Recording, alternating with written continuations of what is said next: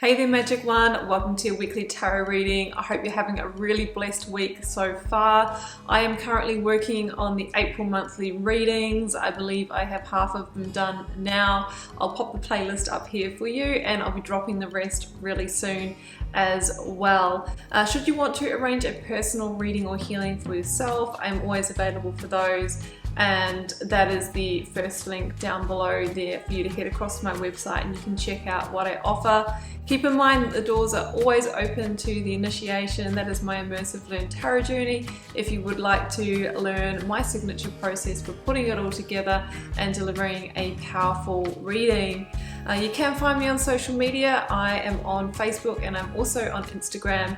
But use the link for Instagram down below because it is a fake account which, can you believe it, has more followers than me. So just to make sure you get the right one, if you use the one below, then you definitely will. Hit subscribe for me if you don't mind. Yes, that supports my channel. I think that's a great energy exchange between us, and I will keep the readings coming from my heart, from my soul, for you guys in return. Don't forget to like, share and comment. That's also a great support as well. Well, for now, I am wishing you so much love and magic for your week ahead. Do take care. Bye for now.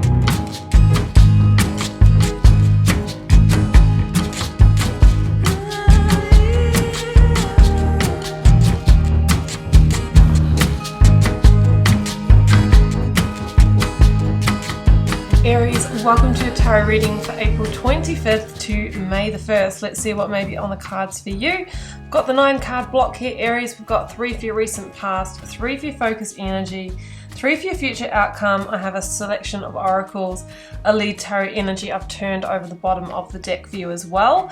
I am working with the Sacred Creator Oracle, Moonology Oracle, Danielle Knoll's beautiful Moonchild and Starchild tarots, and we have the Morgan Greer here as well, Morgan Greer Tarot. Aries, we have got quite a big reading this week. I mean, it's all gathering momentum. I've got an Ace of Wands at the center, right? And I've got the World and the Fool. So these are powerful indicators that a whole new cycle, a whole new chapter is coming for you. In fact, you know, once this is integrated, a few months down the track, your life could look completely different. It really could change everything. So we'll get to that, Aries. Let's start with the oracles. No surprises. The first one out is changes. Okay, if you're not hearing that David Bowie song like I am, I don't know what you're doing. You might not know that song, but yeah, it's really playing in my head here. It feels like changes. It feels like kind of nostalgic change. It feels like end of the era change. It feels like turning over a new leaf, all right? A new direction, seeing the new side of things. The next card out is Air, Creator Air. And the air energy is about new inspiration, new ideas. Think about being carried on the breeze, maybe to a new location, a new place, a new romance, a new career. So you might be getting some kind of insight or breakthrough that is the catalyst or the initiator of these changes. And guess what, Aries? Your Moonology card is expect powerful change. Okay, we get it. New moon eclipse energy, and I do believe that we are moving into eclipse season in terms of the astrology now. I haven't checked in on what the dates are for those. I will be mentioning those in my next readings, but this is a really powerful and time for transformation. So eclipse energy is about, total eclipse of the heart. You might have a change of heart. You might be finally getting the strength and courage to let go of something or someone so that you can step into the new. No surprises again, Aries, that your lead tarot energy is the Ace of Swords. This is breakthrough energy. This is you getting clarity, insight, inspiration, divine, inspiration about the way forward, new strategic moves, severing old ties, cutting away the dead wood in your life so that you can really move into a victorious direction. You have indicators of victory, 3 of them in this reading: Ace of Swords, 6 of Wands, the World. So even though you might be going through you know, challenges, it feels like you know on the inside you're heading in the right direction. So it's giving you that extra confidence to release what needs to be released and to step boldly in a new direction. Okay, let's have a look at the cards here. Three of Pentacles is at the bottom of the deck. I also have the Four of Pentacles here as well, the Queen of Pentacles. So we've got the majority of Swords and Pentacles. It's kind of feeling more, you know, work, career, home kind of energy to me, maybe around your resources, your stability, your security.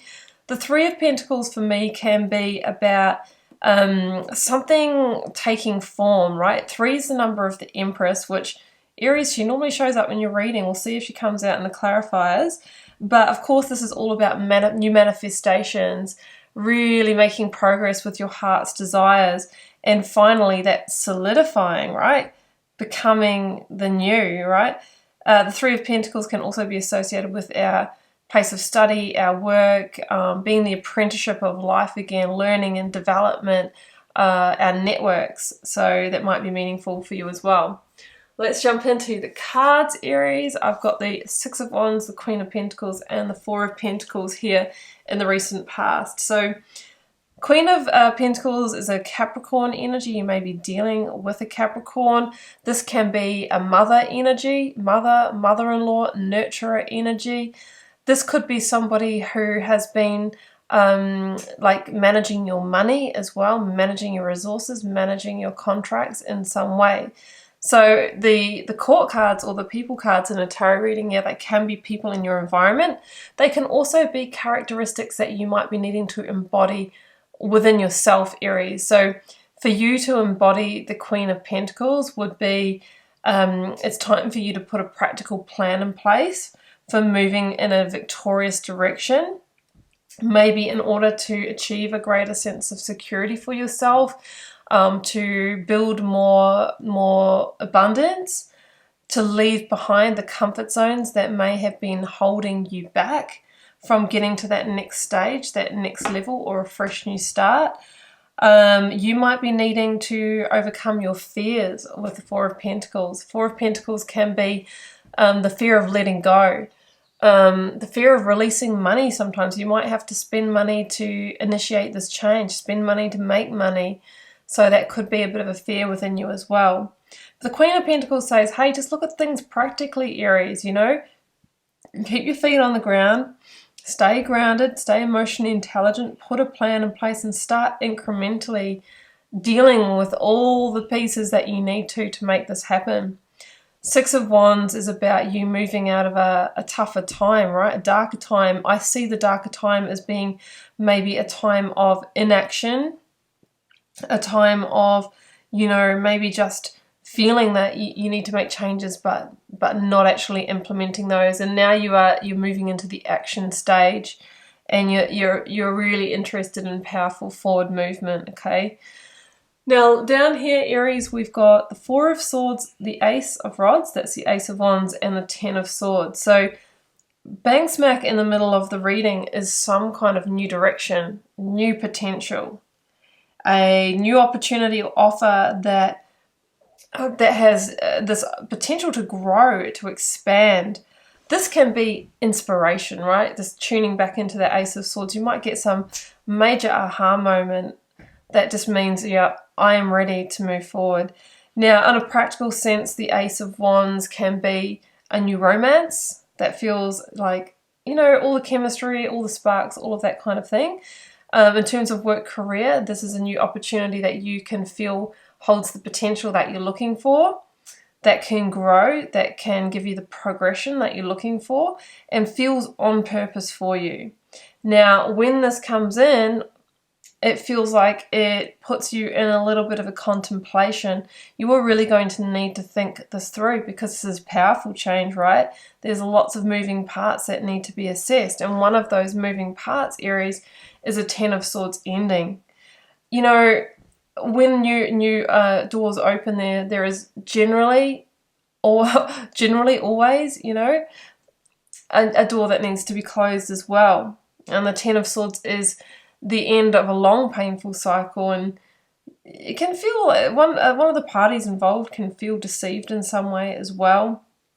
They might feel like you're abandoning them to move towards this, but you have to do what's right for you, Aries. So with the Four of Swords, you take a moment. You take a moment to think this through, to process the hurts. Three of Swords, maybe do some pre-grieving so that then you can kind of move into very much a logical, practical action of, just putting the, getting your ducks in a row here.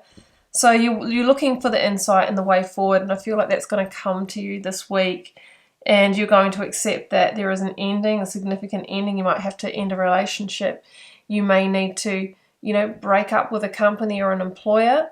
You might need to leave behind, a home or family, or move away from your mum, Queen of Pentacles, in order to embrace this.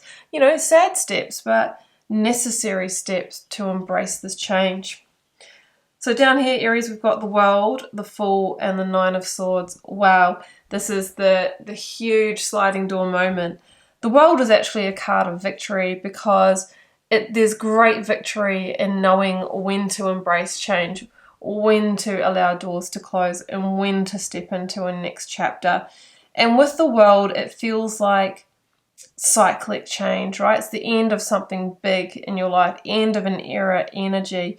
And bookended here with the Fool is like you are so ready to take a leap of faith, to take some bold action here in the new. And the Fool was actually one of the cards of Aries. And it's fitting with your energy because there's a part of you that doesn't really mind, powerful change, Aries, but it does feel like this one is pulling at some heartstrings or some fears or some stresses. Nine of Swords will arise because you feel quite bound to whoever, whatever you are going to need to move away from. The Fool and the World, yeah, they're both cards of travel. You might actually be relocating here or moving further away from a solid, a stable, a home, a family, that kind of thing. But with the Fool, you're asked to not get too hung up in the destination, the end game, but just start walking that path and allowing it to unfold and following your rebel heart, okay? This is about following, your passions, your purpose, what you're truly wanting here in your life. Let's get another one. Oh, yeah.